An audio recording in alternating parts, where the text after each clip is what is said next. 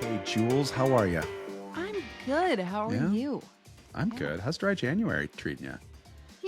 It is going. It's going and it's going forward to the end. We are Yeah, almost there. We are like a week away. I got to tell you, I give you a lot of credit that you have made it this far. Although this is coming out, near Valentine's Day. Uh, we like to record in advance, and you are sticking with. Yeah. I admire your resolve that you didn't break. It's not more so like, I'm doing dry January. I'm so much better. It's more so like, no, I can do this. Like, this is like a mind game for me. Like, I said I was going to do something, I'm putting my mind to it. I'm doing it. I'm committed, That's awesome. you know? Yeah, I Yeah. would So say to myself, I think I'm going to do dry January, and then I would follow it up with a sip of alcohol I know, because I. I know. This is probably the only year I'm actually going to do that. So, um, had to try it once, but Just kidding. regardless, I Yeah. will say, even though I'm still doing it, first and foremost, Brad, this cocktail recipe is so delicious. I'm so excited you're going to teach people this one, especially because I think Clover Club is such a popular cocktail. I think Oh, this is so well, this is the similar. Pink Lady. It's not the Well, Clover I Club. know. That's what I'm saying. It's like one of those where people are going to be like, well, wait, I love the Clover Club. I have to try this one. Yeah, They're they say it's also a going to love cousin this one. of the Clover Club, actually, and it kind See, of really it probably a first closely cousin. resembles. Yeah, closely resembles the cousin. Although this cocktail is, I'm using a more contemporary recipe from Yeah. from one of my many cocktail books behind me. But Hmm. yeah, this is a drink that it comes from the golden era of cocktails. It almost disappeared into obscurity because we were threatened. We, being men, were threatened by the fact that it was a pink drink. Right. But there was a time where pink was cool.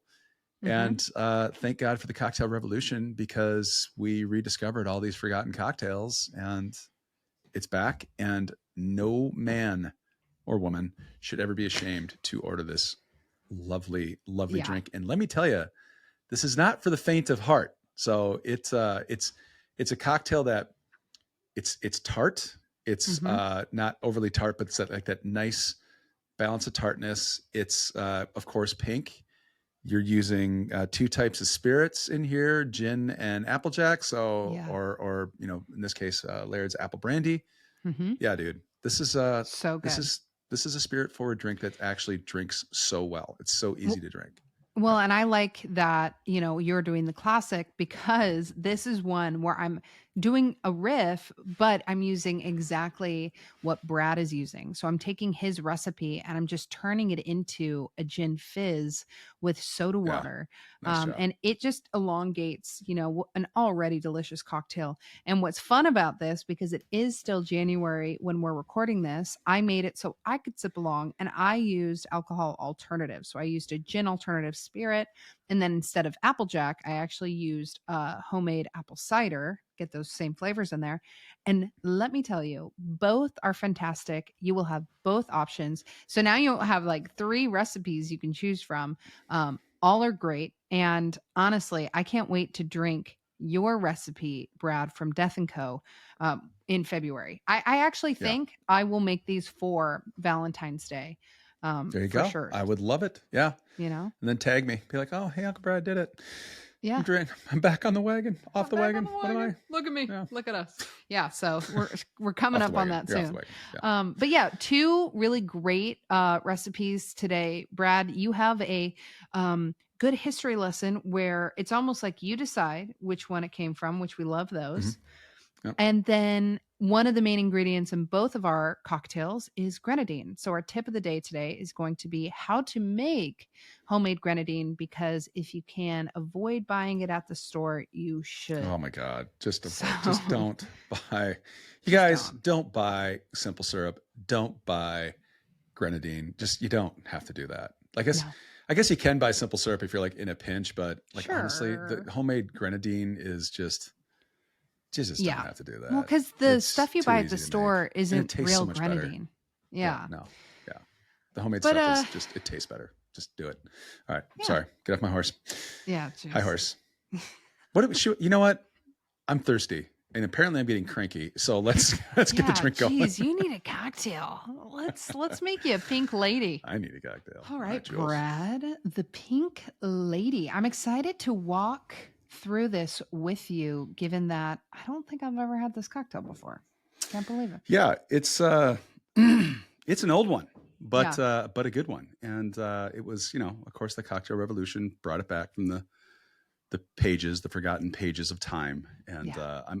I personally love this drink because it incorporates some of my favorite things, and that is gin Hmm. and Laird's apple brandy. Oh, yeah. And This is that's so up your alley. Come on. yeah, bottled in bond here. You can get Oof. away with Applejack, by the way, too.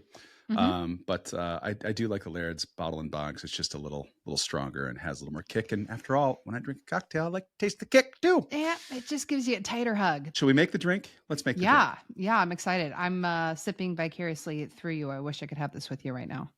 Yeah. Just another week in the chunk here, Jules, and you can start drinking. Yeah. Yep. Yeah. So by the time this comes out, you'll be drinking. And I so the know. Pink Lady is here for Valentine's Day, your Valentine's Day pleasure. Yes. All right. So I have got my Plymouth Gin. I have got my Laird's Apple Brandy, bottled in bond.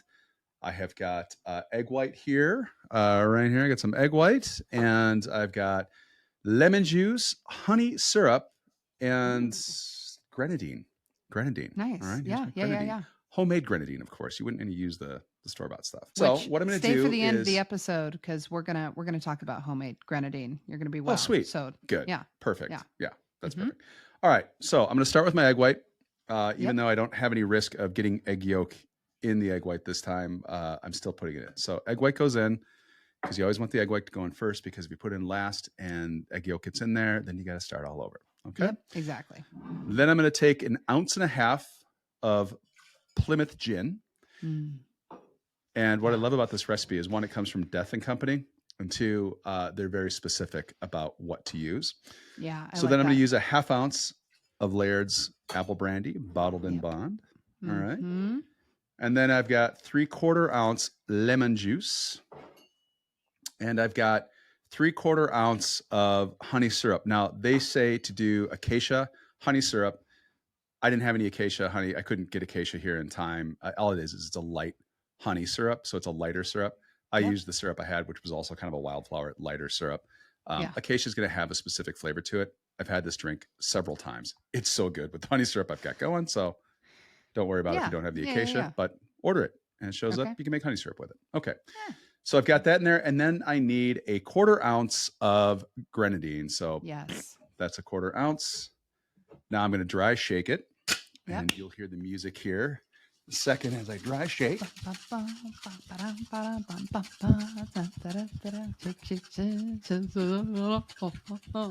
Yeah, I like this one. Got a good workout. Yeah, these recipes today are not for the faint of heart. You got to use your arms. So it's a good excuse to skip the gym. Make one of these instead. Oh man, no kidding. So that was 30 seconds of dry shaking. Yep. Now, you can shake it again. Get my ice going here. Ba-ding. And 20 seconds.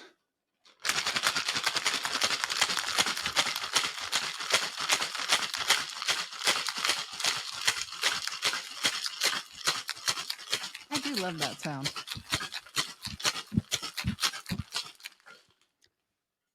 20 seconds of shaking with ice. Good old shakeroonie. Yep. Got too cold to hold. Yeah. And that's when you know. I'm pouring it in my double rocks glass over clear ice. Big chunk. And are you supposed to traditionally pour it over ice? So no, you'd normally use a coupe glass, but Death and Company didn't. I love this recipe. And I'm going to garnish with 3 brandy cherries. Yeah. Huh. Yep. Okay. I mean, I know some people like the ice when it mellows, like with a whiskey sour sometimes, or an amaretto. Oh, God, is that good? God, that's good. Oh, my God, Jules. Oh. I just wish I could hang out with you and sip those. Yeah. Yeah, it's good. And it's nice and creamy. So I bet. The dry shake worked. I actually did mess with something called a Saks shake, which is a shake that was invented by a soda jerk, which is why you wouldn't see it in many bartending manuals. Yeah. And it's like 1 chestnut size cube to be shaken with your contents. That includes egg white. Huh. It's supposed to deliver a really creamy texture. Yeah.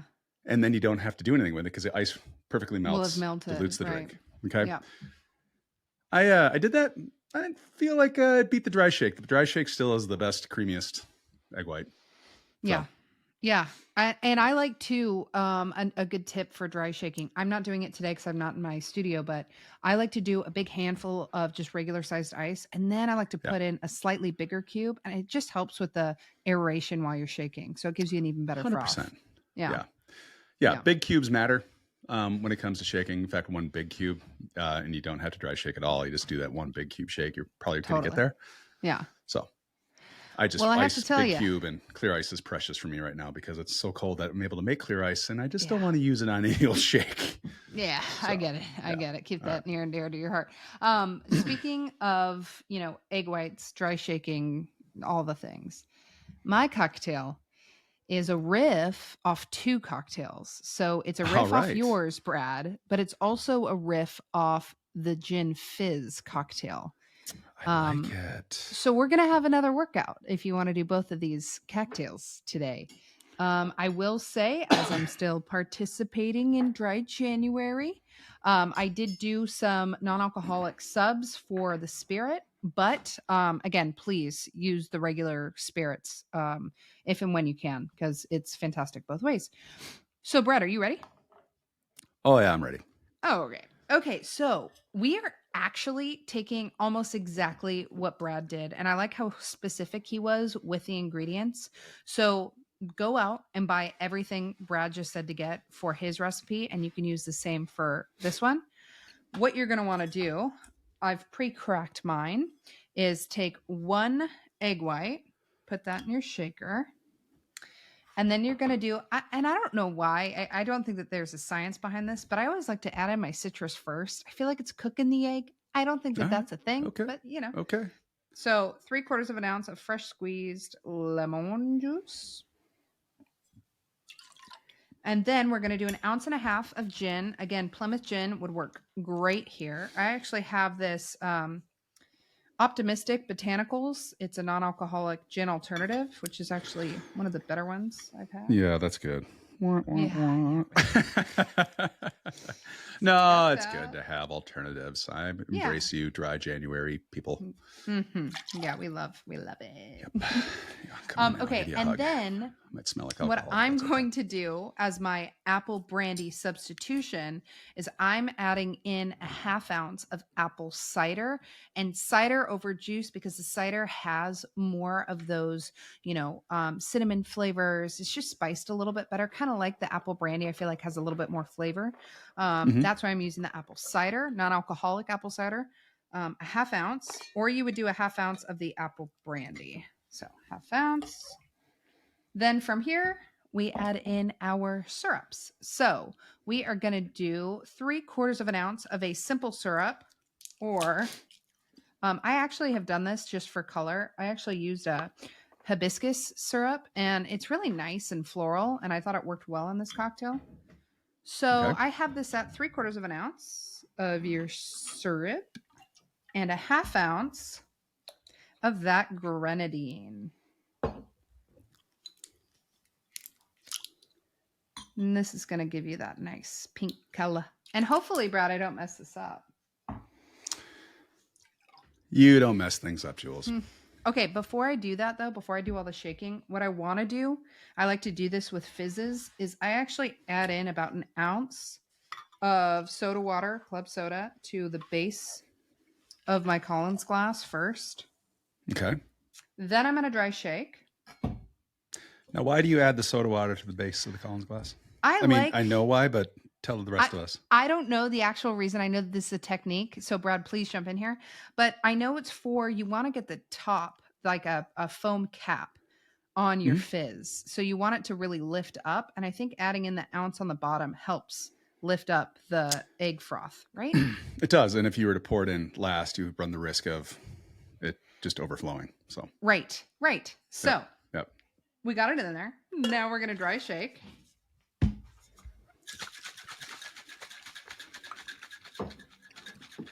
Dry shaking. Music interlude Okay. It inserted wasn't here. 30 seconds because I'm using a new shaker and I hate it. But that was about 20. Did somebody gift you a new shaker? Yeah, I hate to throw shade, but it's Pottery Barn's new shaker with Aisha Curry. She came out with a new line. Yeah. Really? Yeah. Is that something you want other people to hear, or is that was just for me?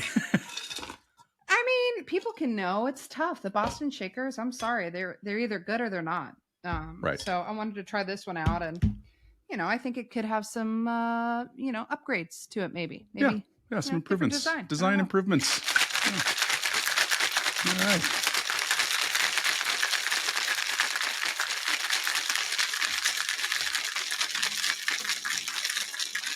Oh, I hear the ice. I hear that changing. Ooh. That's a good sign.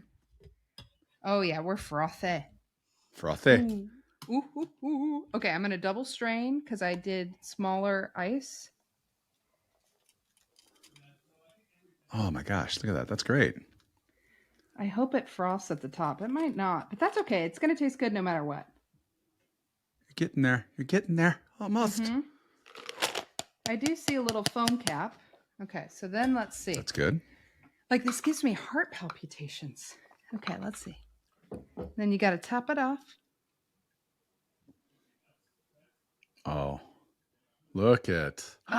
Barely. Dang it. But it still got there. It just didn't hold, but that's okay. I needed to have better shaking technique with this shaker. I think if you let it sit and kind of rise on its own, it will kind of come out of the glass like that. Yeah, this is good. Yeah, I mean, we got a good mocktail here. Yeah, good mocktail. Sweet. All right, add a little gin, and then you had the alcohol-free gin. Yeah. So no, I mean, Brad, you have the right ingredients, like exactly what you did, and you fizzed this up. Oh, it's such a good drink. But I have to say, I've tried a lot of the NA. I tried a lot of the, and let me go off here for just 2 minutes. I won't take any more time, but I'm having a tough time with the mocktail, dry January. And I think one of the things is the RTD, the ready to drink cans, are so sugary. You're stuck with the flavor. They kind of suck. Yeah. But the non-alcoholic spirits, some of them do a really good job at really trying to hone in the flavors. This Optimistic, it uses the same kind of juniper berries and flavors for a gin alternative. It's the best I've found for a gin alternative. That's why I think that this works so well in this cocktail as a mocktail. But it doesn't beat the real thing, and the real thing is really good. But I like the spirit alternatives rather than the ready-to-drink canned stuff. So I just, use what works, right? And for me, it's NA right now. Yeah, and I can't throw too much shade because I haven't really tasted any of the NA alternatives out there. And that's not in protest. It's just, it's just a matter of habit, right? And so it's not baked into my routine. So I don't know what's good and what's not good, but I've heard from people that they're like, oh yeah, this really kind of tastes like Campari, or this really tastes like gin. And others have said, God, this just sucks. And so I guess buyer beware. It's a toss up. Yeah. Yeah. So it's tough too when you're buying a big bottle of it too and you don't know. But I can attest, Brad, this is one of the best mocktails I've made that tastes like a cocktail. That's awesome. And hey, last question. So you've been out there buying the stuff. I mean, any difference? I mean, is it cheaper than regular alcohol, or is it kind of the same price? It's kind of the same price. It's the same price. Yeah. It's like, I get it if you're doing like a challenge like Dry January, or if you're just actually sober or pregnant or whatever it is. There are cool options for you. But at the same time, if you're trying to it's just go with the real stuff, really. You're not cutting calories. Yeah. The pragmatic side of me is like, or just drink a soda. I know. I know. Drink the stuff that you. But this is fun. And this is honestly, Brad, this is like an elevated bougie ass soda. Essentially. Sweet. Well, and I do like a bougie, I loved Italian sodas, when I was a kid, right? You go outside the Nordstrom's, they had the Italian sodas with the syrups and the creams and that was pretty cool. So I could see how somebody would get into it. Okay, but I will say, Brad, I think this one would convert you into being open to mocktails. Don't get me wrong. I'm open to it. I'm just not going to pay for it. Totally get that. Totally get that. But this is really good. I'm really, really happy with myself here. So cool. Well, all right. Let's let's talk about the history on the Yeah. Pink Lady, and let's kind of get into little Miss Pink here. Let's learn about it. I'm ready. All right, cool. Here we go. I'm curious how the Yeah. original one differs. Hold on. Let me get the Savoy cocktail book. Oh, nice. So the Savoy has it as the white of one egg, 1 tablespoon of grenadine, and a glass of gin. So Wow. no Applejack present in that version, but Applejack eventually showed up in other recipes. So Yeah. yeah. I'd like to taste test it both ways, but I mean, I think that apple just kind of really brings out more of the flavor in this for sure. Yeah, it adds an interesting layer to the drink, and it just adds a little more flavor. So I by the way, I mean, I've had it without the Applejack. It still tastes great. I mean, it's still like a gin sour with egg white, you know, and it's great both ways. I mean, honestly, but you know, Death and Company, they're good for a reason because they make really great cocktails. They usually don't miss. Yeah, they usually don't miss. They don't miss. All right. Well, let's get into the history behind the Pink Lady. And this actually comes from the golden era of cocktails, which is pre-prohibition, when we were really starting to fall in love with the cocktail and mixing spirits. Yes.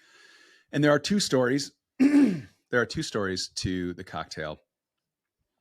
One is short, really lacks substance and evidence, but this woman gets referenced. And the second is a little bit more substantive and a story that I kind of tend to believe. So, okay, here goes. Story 1 is, again, with little support. There's Elise de Wolf, and she is later known as Lady Mendel.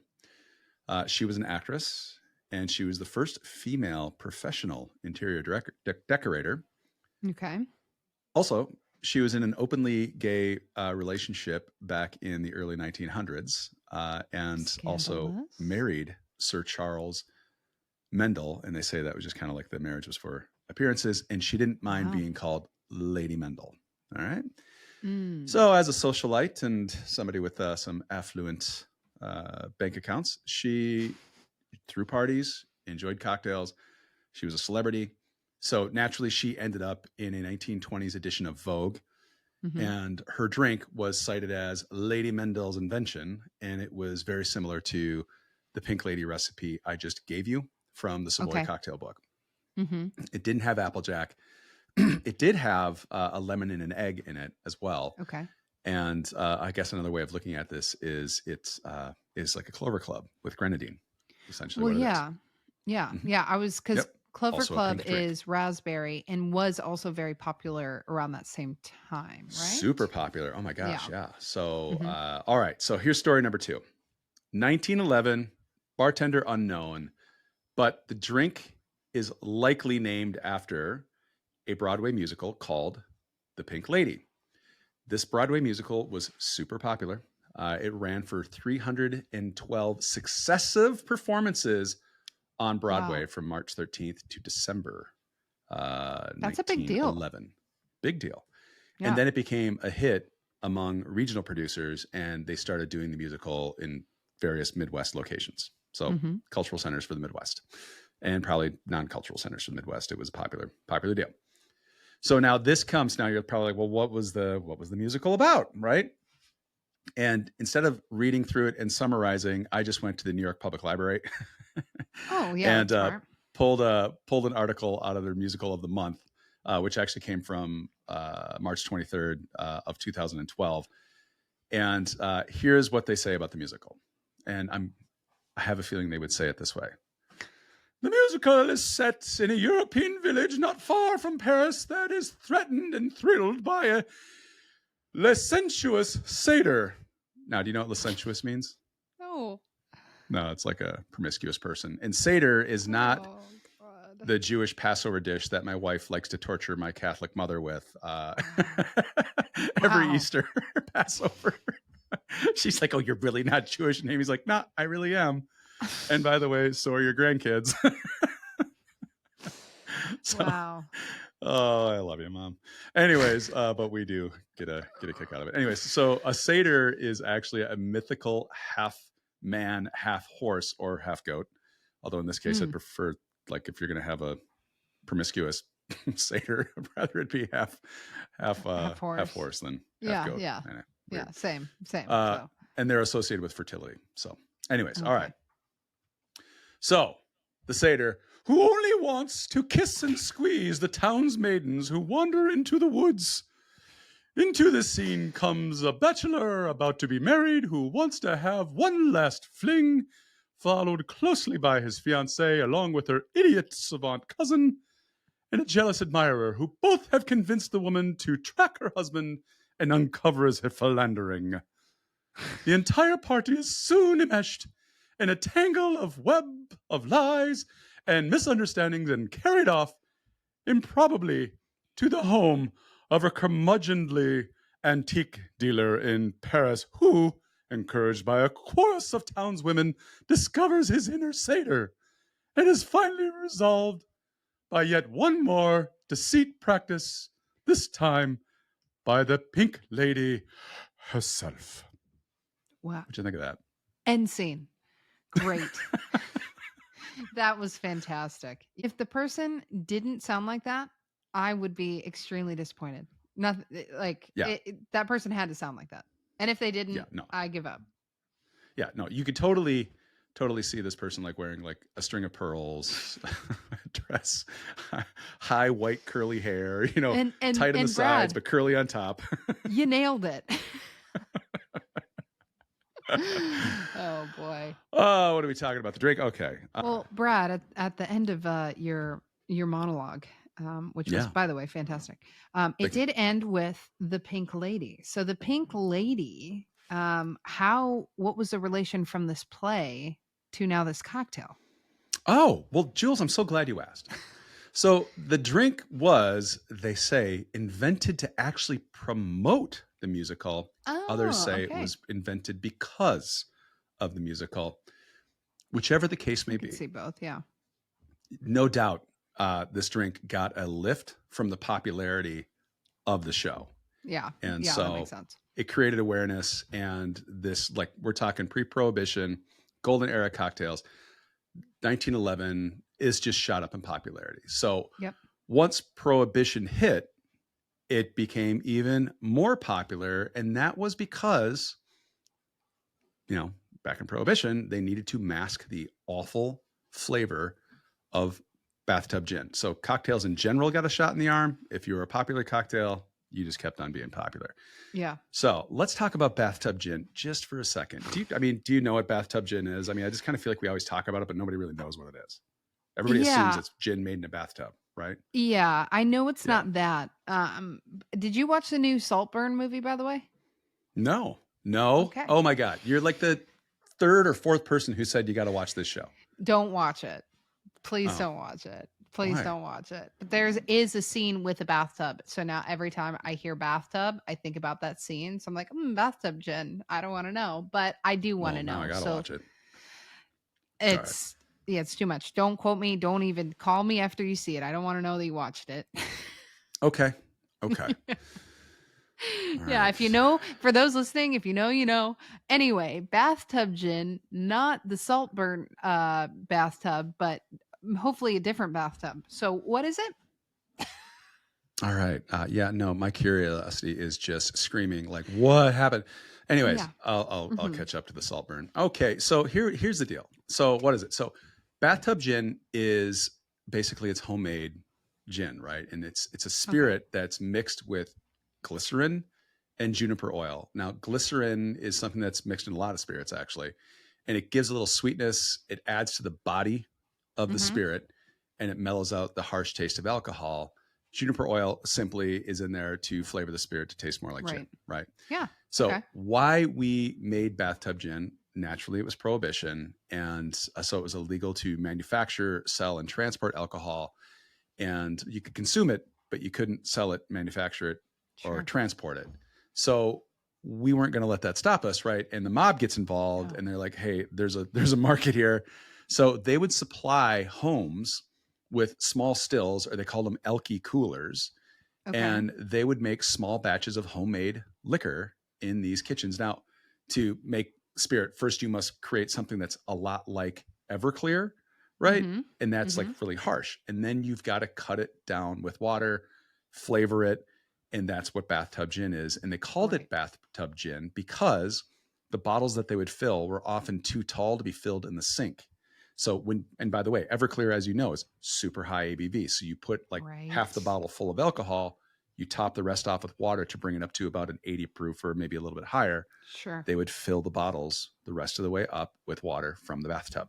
Right. That's why it's Okay. called bathtub gin. Yep. All right. Yep. Nice. Yeah. Nice. And if you're wondering, well, why weren't they making whiskey? Because whiskey takes too long to age. Gin is something that cranks. If you ever go to a distillery, a whiskey distillery, chances are, especially if they're like smaller, chances are Mm-hmm. they are making a aquavit or they're making a gin Yeah. while they wait for the whiskey to mature in the barrels. Otherwise, you're not making any money for a long time. Okay. Right. Might as well be productive, don't suck off. Yeah. So that's why cocktails really became so popular during Prohibition, not just in Europe where the American cocktail thing continued to take off, but here in the United States because the alcohol tasted like crap. At least the bathtub gin did. All right. So back to the cocktail. Now, at the top, I said that this cocktail was, written off due to the threat it posed to the masculinity of man, Right. Because it was And pink. so Yeah. it was pink, right? But pink didn't always stink for guys, Right. right? So Right. pink was cool. Pink was a masculine color. Red's a dominant color.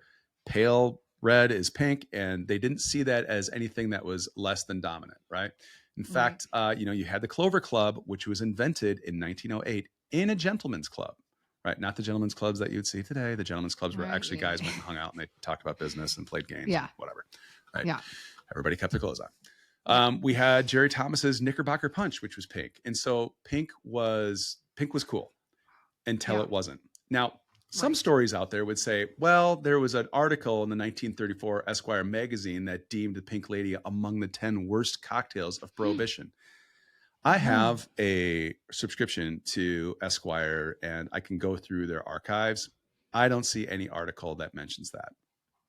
I do see an article that mentions the 10 best drinks. And I found a pictorial of 25 cocktails from 1948 that the Clover Club is sitting there. And then the Pink Lady is also there. And then a 1950 article that again lists the Clover Club. So pink was who all spread right. these rumors? I don't know.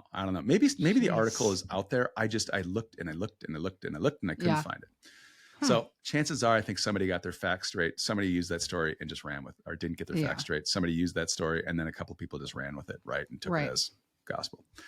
So what actually ended up happening was it was the 1950s and retailers wanted to sell more clothing, and up to that point, baby clothing, diapers, onesies, all that stuff, it was white. It was hand-me-downs. It was all this stuff that, it's like you kind of just wash and bleach, right? You see like babies from like old-timey pictures and they're in these like white garbs that are all puffy, it looks like they throw in water and they'll float.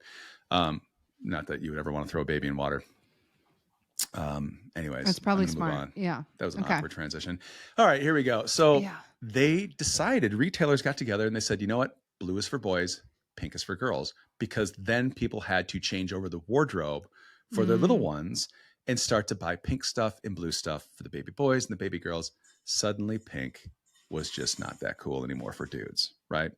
And that stuck with us. I mean, actually, even today, right, pink is a debated color, right? Like feminists think it's a symbol of, patriarchal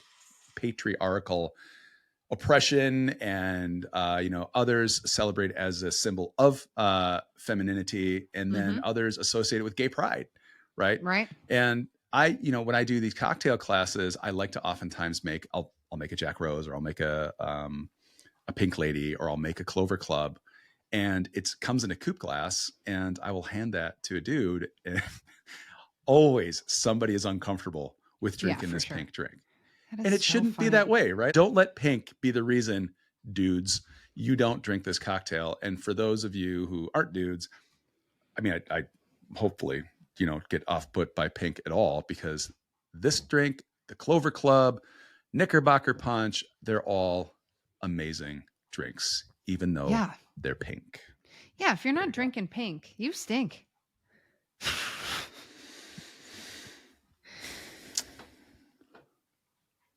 Lost you. Oh man, I made a good joke too. Ah, shit. All right, Damn make it. it again. I said, What was your yeah, joke? man, Make it again. if you're not drinking pink, you stink. Yeah, you stink if you don't You drink pink. stink.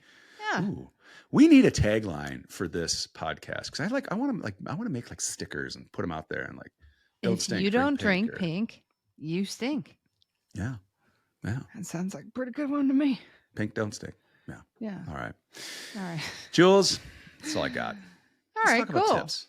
Okay, yeah, I'm into it. Let's do it. Brad, I got a quick tip for you today, and it is homemade grenadine. Yeah. I will give you an easy tip first and foremost. If you have, or if you're thinking about buying roses grenadine from the store out of a plastic bottle, don't. And if you have it, throw it away.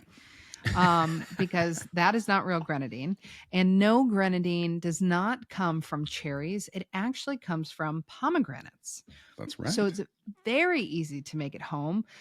Essentially, what you're doing is you're really making like a pomegranate syrup. I've seen a couple of different recipes out there.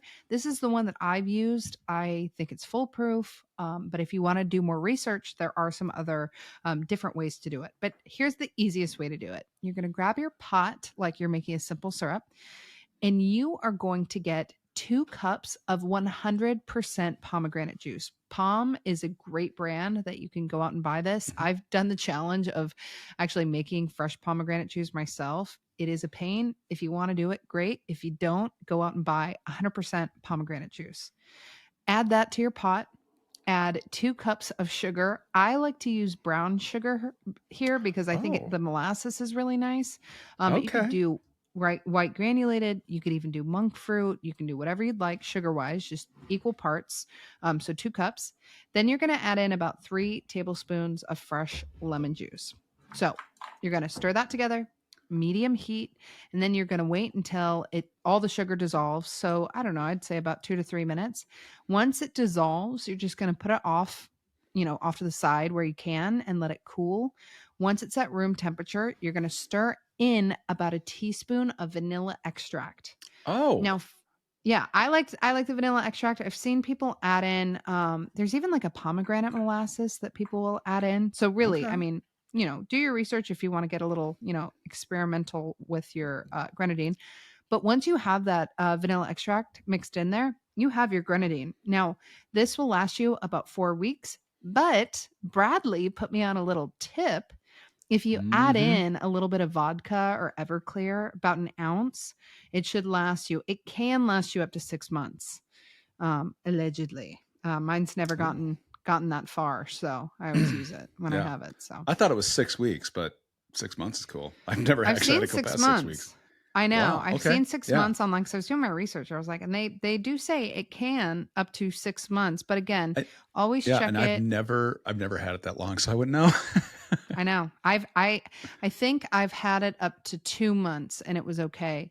But again, you'll know when it goes bad, right? It's just like your simple syrup. If you see mold growing on the top, or if it starts to get cloudy and weird, or it's the bottle just somewhere, throw it out. Yeah, you got those strands or waves of mold in there. Time to throw it.